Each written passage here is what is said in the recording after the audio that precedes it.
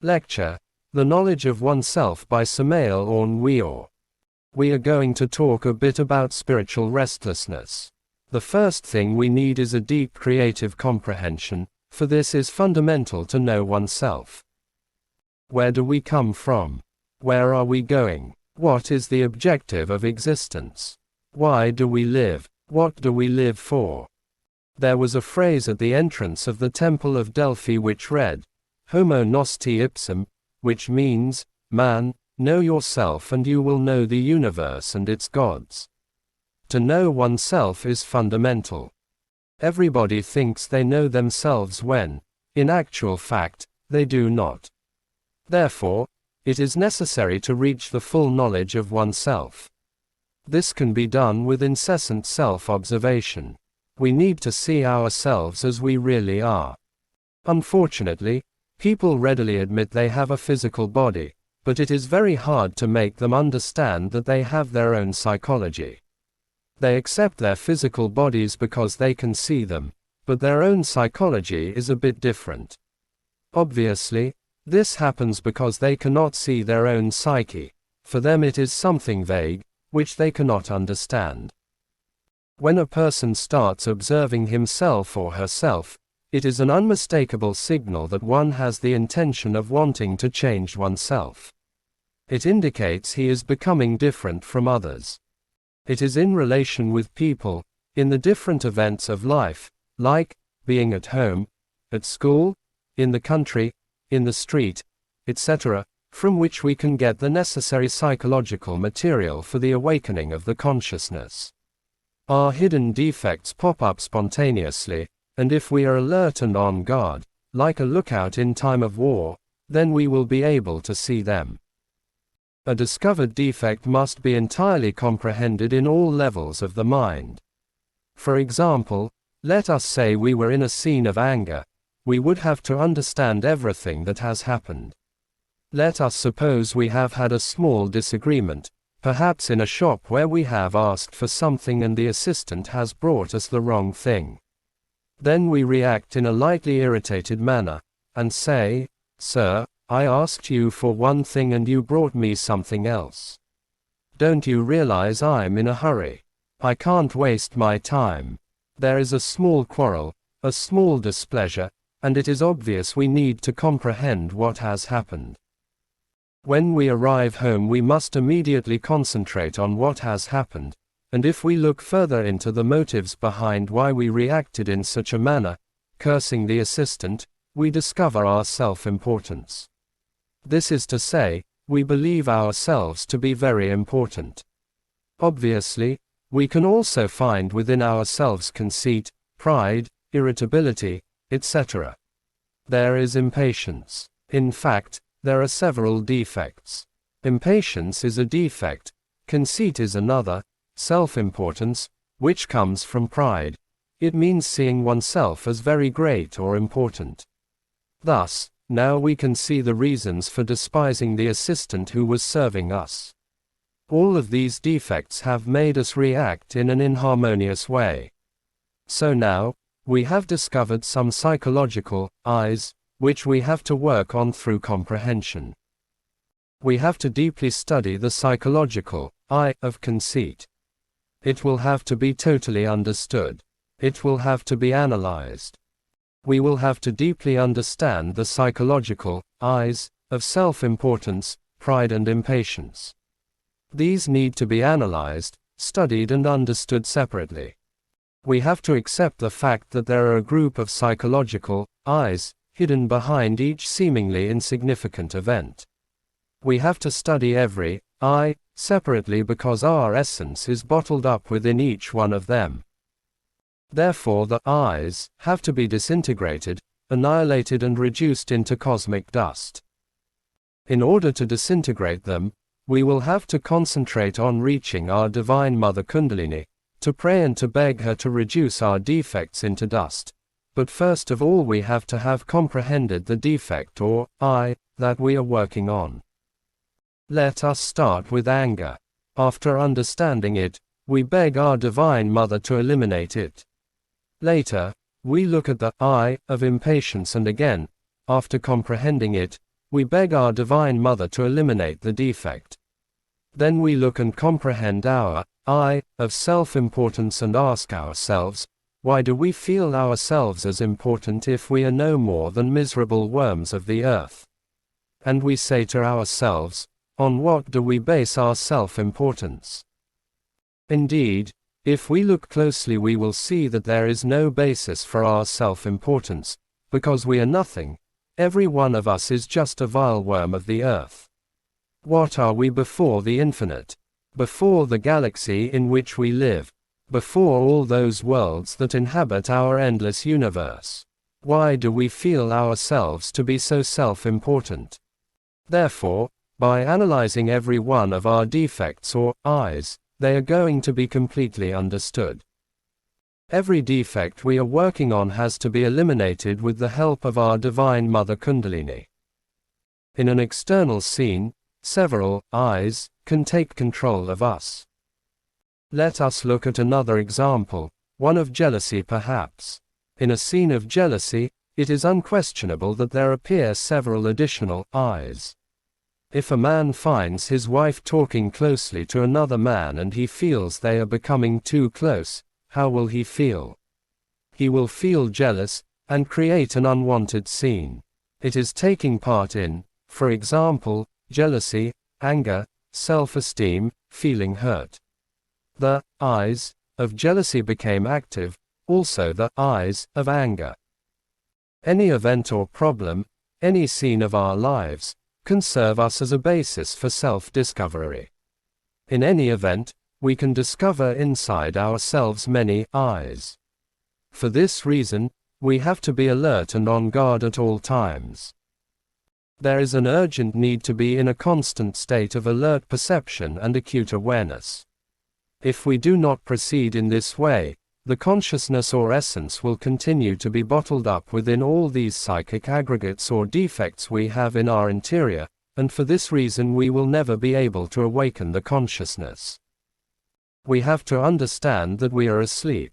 If people were truly aware, they would see, feel and touch the realities of the superior worlds. If people were aware, they would remember their past lives. They would see the earth as it really is, because at this very moment we do not see how it really is at all. The people of Lemuria used to see the world as it really is. They knew that this world has 9 dimensions. Let us say 7 fundamentals. They used to see the world in its multi-dimensional form. In the fire they used to perceive the salamanders or creatures of fire. In the water they were able to see the undines, or creatures of water. In the air they would perceive the sylphs, and in the element earth they could perceive the gnomes. When they would lift up their eyes towards the infinite they could perceive other planetary humanities. The planets of space were visible to them in a distinct way as they could see the aura of the planet plus its planetary genii angel. Unfortunately though, when the human essence was bottled up within all of those I's, or psychological aggregates that form that myself, or the ego, then the consciousness fell asleep. In the time of Lemuria any person could see at least half of a holtepamnas, which is equivalent to 5.5 million tonalities of color. When the consciousness became bottled up within us, the sense of real perception degenerated. During the time of Atlantis they could only perceive 1/3 of the colors, and now we only perceive the 7 colors of the solar spectrum plus a few tonalities. The people of Lemuria were so different. For them, mountains held a high spiritual value. For them, rivers were the body of gods. The whole earth was perceived by them as a great living organism. They were a different kind of people. Now, unfortunately, humanity has involuted atrociously. Now man is in a state of senility. If we do not care about discovering ourselves, to know ourselves better, we will carry on with our consciousness asleep, embottled within all these I's we carry inside. Psychologists normally believe we only have one I. In Gnosis we think differently. In Gnosis we know that anger is an I, greed is another I, lust, pride and gluttony are I's, etc. Virgil, the poet of Mantova and author of the Aeneid, said, "No, not if I had 100 mouths, 100 tongues, and throats of brass, inspired with iron lungs, I could not half those my horrid crimes describe, nor half the punishments those crimes have met." Virgil, the Aeneid, Book 6. There are so many. Where are we going to discover them? It is only in practical everyday life that it is possible to discover ourselves. Any scene or happening in the street is sufficient to see how many eyes enter into activity. When any eye comes into action, it is necessary to comprehend and eliminate it. Only in this way is it possible to liberate the essence and attain the awakening of our consciousness. The most important thing for us to do is to attain the state of awakening, because while we carry on as we are, asleep, we can know nothing about the mysteries of life and death, and true reality. It is imperative for one to awaken the consciousness. It is only possible to awaken the consciousness if we really want to, but it is impossible to awaken if the essence that we carry within remains bottled up within all of our psychological eyes. We currently live within a very complicated mechanism. Life has become 100% mechanical. The law of recurrence is terrible. Everything is constantly repeating itself. In this way we can compare life to a wheel that is incessantly spinning. Things that happen periodically happen again and again. Indeed, for most there is never a final solution to the problems one has in life. Everybody has problems, and in our current state of reality there is never a final solution. If there was a final solution to the problems in life, it would mean that life would not be life but instead death. Therefore a final solution is not known. When the wheel of life spins, always the same things happen in a more or less similar way, but never do we reach a final solution. It is impossible to stop the repetition of events. Therefore the only thing we need to know is how to react towards the different circumstances of life. If we always react in the same way, if we are always violent, if we are always lustful, if we are always greedy in front of the different events of life that repeat themselves over and over again in our every existence, we shall never change. The events that you are living today you have already lived in a past existence. If you are listening to me now, in a past existence you were listening to me also. Perhaps it was not here in this house, or maybe not even in this city, but you were listening to me, and not only in the last existence but in the existence before that, and so on. That is to say that the wheel of life is always spinning and the events of mechanical life are always the same. It is impossible to stop life's events. Therefore we must change our attitudes towards the events of life. If we learn not to react towards the impact coming from the external world and learn to be calm and serene, then it will happen that we will avoid the mechanical result from a mechanical reaction. In order for you to better understand my words, I am now going to narrate an event of which I wrote about in my book The Mystery of the Golden Blossom. In that existence my name was Juan Conrado. I was the third great lord of the province of Granada in ancient Spain, and I was as well a fallen bodhisattva. It was during the same period as Torquemada, the notorious inquisitor. He was committing terrible acts throughout the whole of Europe. He used to burn people alive at the stake. I came to the inquisitor Torquemada in order to ask him about a Christian punishment for someone. There was a certain earl during this time who used to constantly mock me with his words. At that period I was swordsman and I wanted to avoid another duel. Not because I was afraid, but because I was tired of having so many duels. I came before the doors of the Palace of Inquisition very early in the morning. I was greeted at the palace doors by a blue monk, and he said to me, "What a miracle seeing you here, Lord Marquis." "Thank you very much," I said. "I came here to ask for a hearing with the Lord Inquisitor, Monseigneur Tomás de Torquemada." "Impossible," he said. "Today Monseigneur is too busy. But, nevertheless, I will try to arrange a hearing for you. Thank you very much, I said. Instantly the blue monk disappeared and I waited for him to return. When he came back he said, "A hearing has been arranged for you, Lord Marquis. You may come in." I walked in and crossed a patio and two big halls which were both in total darkness. Then at last I reached a third hall. This hall was lit up by a lamp which was over a table, and before the table was seated Thomas de Torquemada, the Grand Inquisitor and a crude being. On his chest he was wearing a big cross and he was in an apparent state of holiness with his hands on his chest. We greeted one another with all the courtesy of ancient times. Then he said, "Please, sit down, Lord Marquis, and please tell me what is the reason of your visit." I said, "I have come here to ask you about a Christian punishment for the behavior of a certain earl. He mocks me incessantly and I do not want to duel with anyone anymore." "Oh, do not worry about him," he answered. "We have had many complaints about this little earl.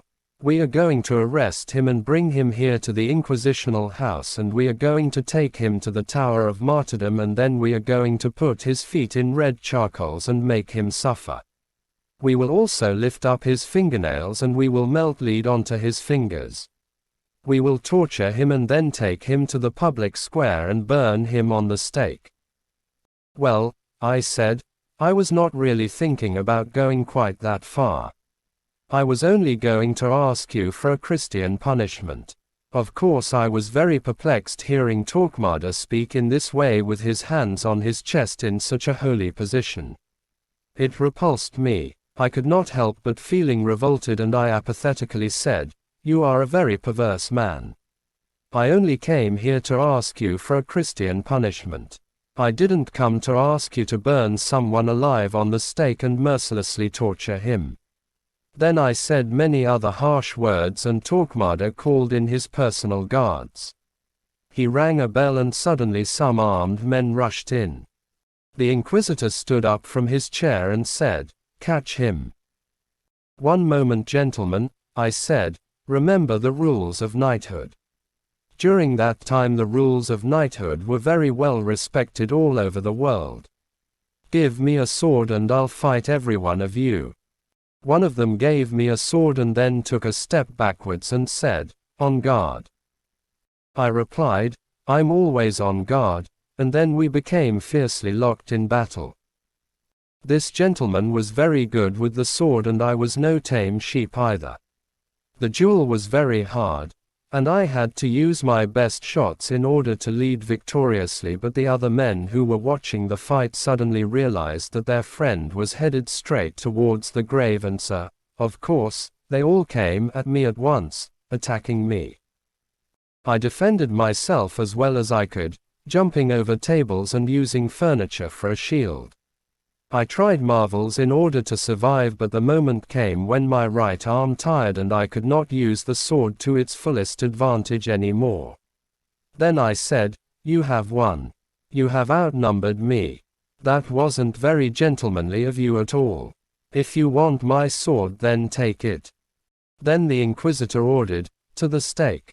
It was not very difficult for them to burn me alive. They tied me up to a stake and set fire to the dry wood that was all around, and in seconds I was consumed by the flames. I experienced great pain while watching my physical body being burned. I felt this great pain being transformed into happiness. Then I understood that far beyond pain there is happiness. It does not matter how intense human pain is, it always has an end. I stepped forward and realized I could keep walking. I left the place walking away slowly. I just disincarnated from my body. The physical body died on the stake. Today, for example, if an event like that were to happen, I am sure I would not be burned or executed. Why? Because if I have no eyes of anger or impatience, and I would listen to the Inquisitor very patiently. I would understand the state that he is in. I would keep silent and have no reaction, and as a result nothing would happen. It is obvious that I should have left the place completely calm. So these problems are obviously created by the ego. If on that occasion I would have not reacted in such a way against the Holy Council, as it was called, against the Inquisition, I would not have died on the stake as I did. I would have given my farewell and left without any problems. There would only be one point to work out, and that would be to advise the Earl that he would be arrested and burned alive at the stake. It could have been my fault, but no. I should have had the valor to inform him even if he would have been angry at me, and perhaps I could have saved his life. Perhaps he would have been grateful. The fact is, such a stupid event would never had happened if the ego had been disintegrated. Unfortunately, I had a very developed ego, and these are the problems that the ego creates. If one has no ego, no such problems arise. It would happen that when these events repeat themselves, such problems would be avoided. The reality is that events and problems repeat themselves constantly. What we have to do is modify our attitude towards events. If one's attitude is negative, he will create bad problems. We must change our attitude towards existence, but one cannot do this unless he eliminates those prejudicial elements that one carries in his psyche. Let us look at some psychic aggregates. Anger, for instance. How many problems does this aggregate create? What about lust and also jealousy? How miserable does jealousy make us feel? Envy, how many inconvenient states it creates. The diverse circumstances of life are repeated with or without us, but they are always repeated. The important thing is that one must change one's attitude to the diverse circumstances of life. We have said that we must deeply know ourselves. If we know ourselves, we can discover our errors. If we discover our errors, we can eliminate them. If we eliminate them, we can awaken our consciousness, and if we awaken our consciousness, we shall come to know the mysteries of life and death. We would experience the truth, that which does not belong to time. While we carry on with our consciousness embottled within the ego, it is obvious we will never know anything of the mysteries of life and death. We will never experience reality, but instead live in ignorance. Therefore it is imperative for us to realize in ourselves the quote from Thales of Miletus, Homo nos te ipsum. Man, know yourself and you will know the universe and its gods. All laws of nature are within ourselves, and if we do not discover them within ourselves, we will never discover them outside of ourselves. Therefore the universe is within ourselves.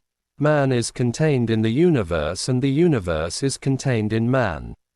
If we do not discover the universe within ourselves, it is obvious that we will never discover it outside ourselves.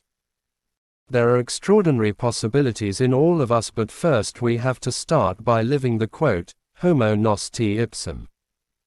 The false personality is, for instance, an obstacle to finding true happiness.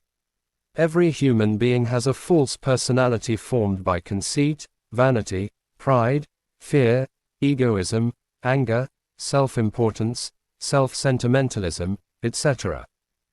The false personality is indeed problematic, because it is ruled by all kinds of psychological I's. While one possesses the false personality, one cannot experience true happiness. How could one experience it?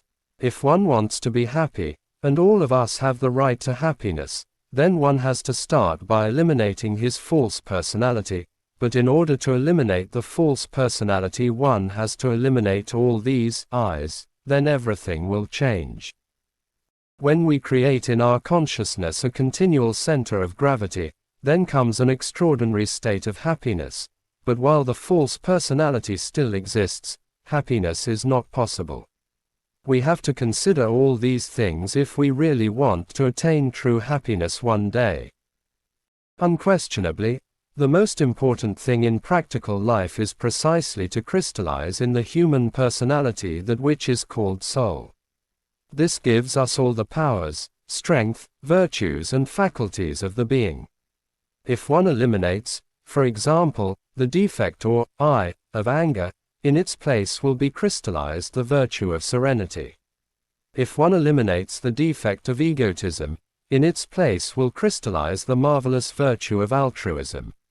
If one eliminates the defect of lust, in its place will crystallize the extraordinary virtue of chastity. If one eliminates the intimate nature of hatred, in its place will crystallize love. If one eliminates from his or her personality the defect of envy, in its place will crystallize the joy of another's well-being, and so on. Therefore we must understand the necessity of eliminating all the subjective thoughts from our psyche in order to crystallize in our human person that which is called the soul. It means cosmic powers, virtues, etc. Nevertheless, I will also say that the intellect is not everything. The intellect is only useful when it is under the service of the spirit, but not everything is the intellect. Unquestionably we have to suffer through great emotional crisis if we really want to crystallize soul in ourselves. If the water does not boil at 100 degrees centigrade, it does not crystallize what has to be crystallized, it does not eliminate what has to be eliminated.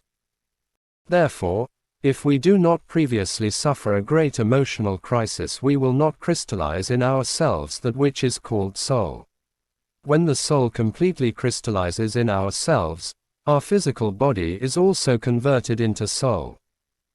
Jesus the great Kabir talked about this clearly. With patience thou shalt possess thy souls. People do not possess their souls possess them. The soul of every person suffers carrying with itself an overwhelming burden, the person. To possess soul is something very different. There are eyes that are very difficult to eliminate, terrible defects, eyes that are related with the law of karma.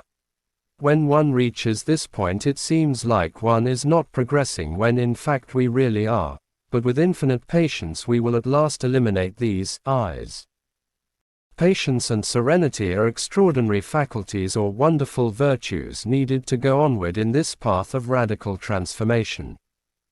In my book The Three Mountains I talk precisely about patience and serenity. One day while in a monastery a group of brothers and myself were impatiently waiting for the abbot.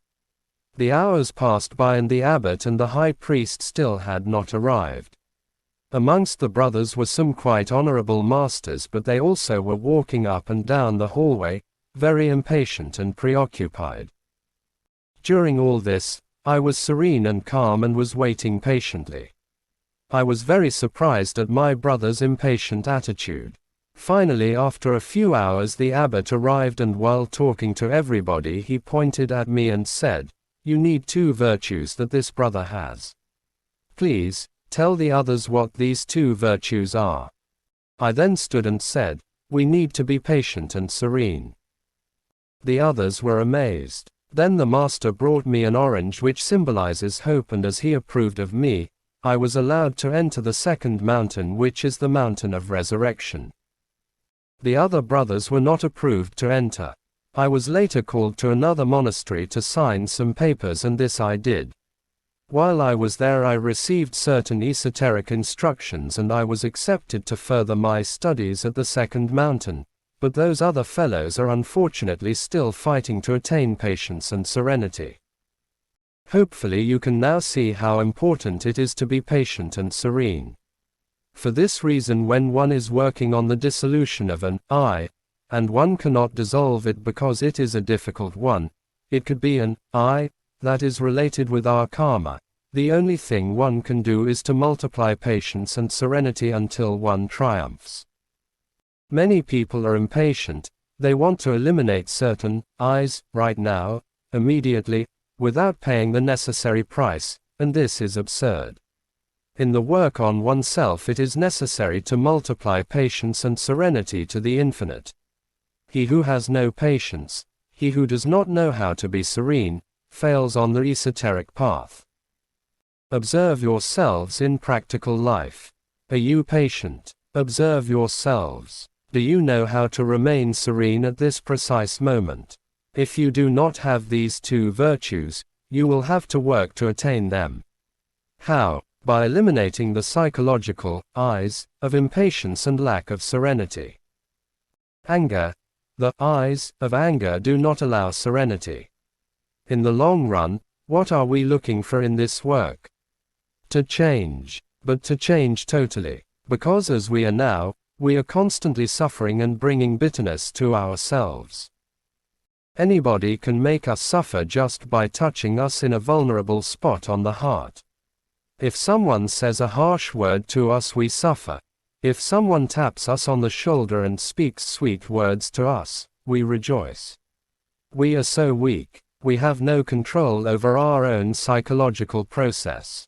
Anyone can control our psyche. Do you want to see a person feeling anger? Say to him some harsh words and he will feel anger, and if you want to see him happy, tap him on the shoulder and say a few sweet words and he will instantly be happy. It's so easy. Anyone can play with another's psyche. How weak-minded the humanoid creatures are. We must attain a change in order to eliminate all our weaknesses. We must even lose our own personal identity. This means that the change must be radical and complete. Our personal identity, for example, I am so and so, must be eliminated from oneself, and then one day we will find that we have no personal identity. If we truly want to become different, then obviously personal identity has to be lost. We need to convert ourselves into entirely different creatures, happy creatures, and we have the right to happiness. If we do not make an effort, how can we change? The most important thing is not to identify ourselves with external circumstances. Life is like a movie that in fact has a beginning and an end. Different scenes are constantly passing through the screen of the mind. The most serious error within us is to identify ourselves with these scenes. Why? Simply because they pass. They are just scenes of a great movie, and in the end they always pass. Fortunately, in my life I have accepted as a motto not to identify myself with the different circumstances of life. It comes to my mind memories from my childhood where my earthly parents got divorced and my siblings suffered greatly. Our father forbade us from visiting our earthly mother. Nevertheless, we were not so ungrateful as to forget her. I always used to escape from my house with a younger brother who would always follow me. We would have a short visit, then return back home. My little brother suffered a lot because while we were returning he would say, "When we get home, Dad is going to whip us." I would say back, "Why do you cry? Just remember that everything passes." When we got home, as expected, our father was waiting for us. He was very angry and he whipped us. Then we would go to our room to sleep, and while we lay in bed I would say to my brother, "You see, it has already passed, because everything passes." Everything. One day our father heard me when I said to my brother, "Everything passes." Everything, and of course my father, who used to be very wrathful, got his terrible whip, came into our room again and said, "Now then, everything passes, does it?" And then he spanked us once more. My father then felt calm and satisfied after this. Seeing that he had left us, I turned and whispered to my brother, "You see, even this has already passed again." I would never identify myself with such experiences. I kept this as a motto throughout life, not to identify myself with external circumstances, events or problems in life, because I know that such things pass. One worries because he has a big problem and cannot see a way to work it out. Later it passes and then a new scene arises completely different, so then, why is one worried? It was going to happen, so why should one worry?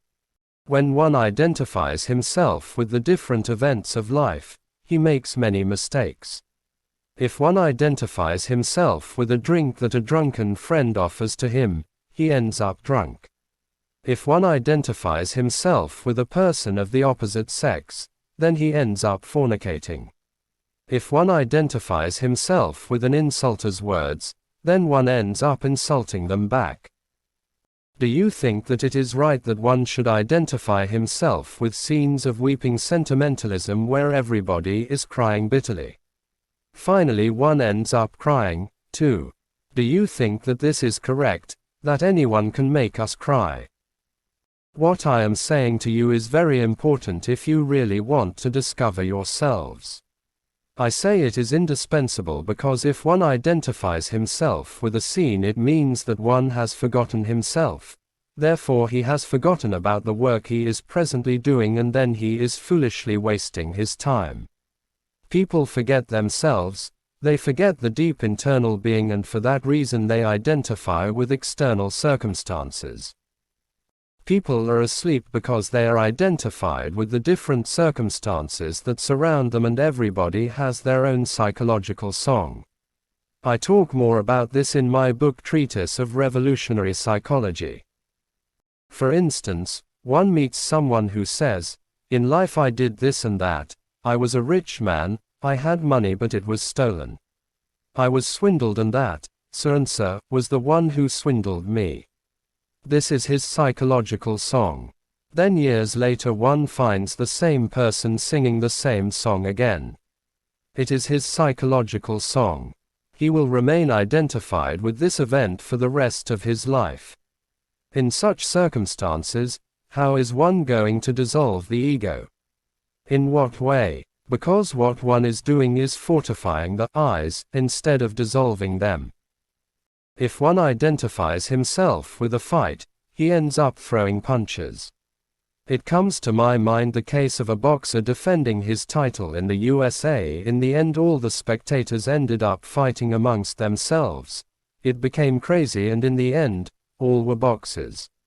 Observe in yourselves what identification is. For example, I have seen a lady watching a movie where all the actors were crying. It was clear to me that they were acting, but this lady who was watching this film ended up crying too, very hysterically. You can see what identification is. This poor lady identified herself with the movie. She worked herself up, feeling as if she were the heroine.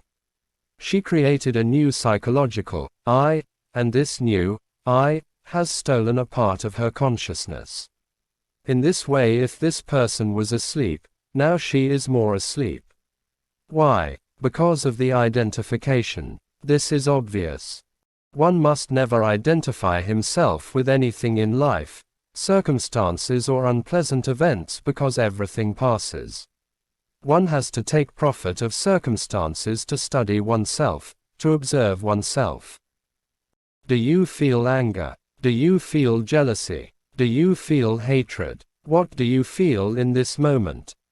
This is the way to study the psychological eyes, knowing how not to identify oneself and taking profit from any event. Do not forget that the worst calamities offer to oneself the best opportunities for self-discovery. When one identifies herself with unpleasant circumstances, one commits mistakes and complicates one's life. Everybody is full of problems because they identify themselves with the events in which they are living. If one does not identify oneself with anything and remembers, everything passes. Everything. This scene will also pass, and when one does not identify with it, one does not complicate his or her life. People enjoy making matters in life more complicated. If someone is hurt with a harsh word, he reacts with violence, and in this way everything turns out to be more difficult. Let us take advantage of the unpleasant circumstances of life for self-discovery. In this way we will know what sort of psychological defects we have.